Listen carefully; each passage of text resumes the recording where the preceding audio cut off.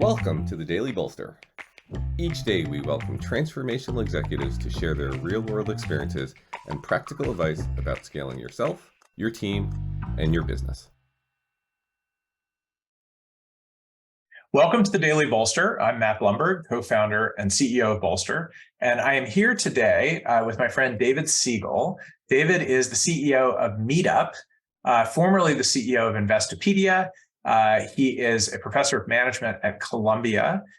He's the author of one of my favorite CEO books, which is called Decide and Conquer. And he hosts a podcast also called Keep Connected. David, welcome to the Daily Bolster. I'm so glad to be here. And you are mutually one of my favorite CEOs. This is a CEO love fest. All right, I have one question for you today. I want to talk about decision-making, something that CEOs have to do 50 times a day. You've done it a million times in your career as a CEO. What are your top three pieces of advice for CEOs about decision-making? Sure. And decision-making isn't only important as a CEO professionally, but anybody personally as well. Yeah. I might make 50 professional decisions. I might make hundreds of life decisions kind of every day from the minuscule to the significant. So number one is speed of decision-making. Not making a decision is a decision. And people don't oftentimes understand that one of the biggest mistakes that one can make is to take too long in making a decision. In fact, one of the great quotes that I love from a former president from 100 plus years ago, Theodore Roosevelt, was the best decisions are great decisions. The next best decisions are bad decisions. And the worst decision is, Matt? Not making a decision. Exactly. No decision is the worst decision. So speed is number one. I love it. What's number two? Number two is avoid decision surprises. If you surprise someone with a decision, it's important to introspect and say, what did I do wrong in not communicating effectively prior to that decision that this person was surprised? If I'm firing someone and they're completely surprised, I made a mistake. Oh, I always say that. I always say no one should ever be surprised to be fired. Exactly.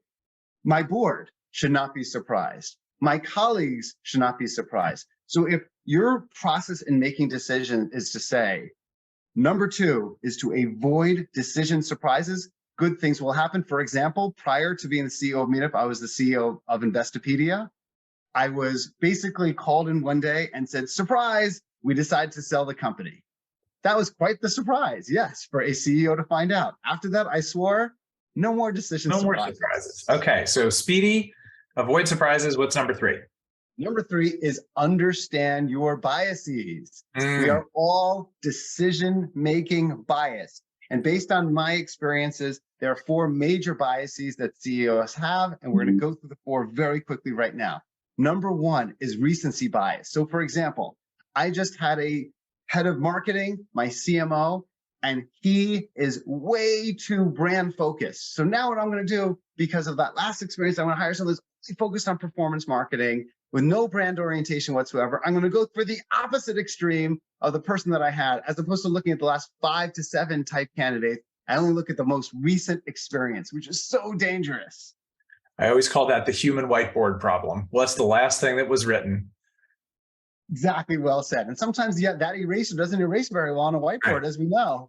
So recency bias. Number two challenge is confirmation bias, which is a lot of CEOs tend to, even though they won't fess up to it, surround themselves by people who agree with them because it's a lot easier. You don't have tension. You don't have disagreement. Well, you know what? Tension and disagreement results in much better decisions. So confirmation bias is a major challenge. The other challenge around it that CEOs have is they want to be optimistic. People become CEOs oftentimes because they're more optimistic people. So they want to confirm the things that they already feel good about. So confirmation bias is number two. All right. You got two more in there. The last two, here we go, is status quo bias. So it's the inclination to basically be in a tough situation and say, at least it's the devil I know versus the devil I don't know. I don't want to raise this money. I don't want to fire this executive. I don't want to make these changes because it's just going to be too challenging. So the inclination for many CEOs and leaders to stick within the status quo is number three. And last one, number four, is sunk cost bias. Oh my God, we put so much resources into this new project. We put so much time and energy into expanding to this new location. I can't just cancel it. The board's going to think I'm a failure. I'm going to think I'm a failure. I'm going to lose the confidence of my team. Sunk cost bias. No, the answer is it's a sunk cost. You already did it.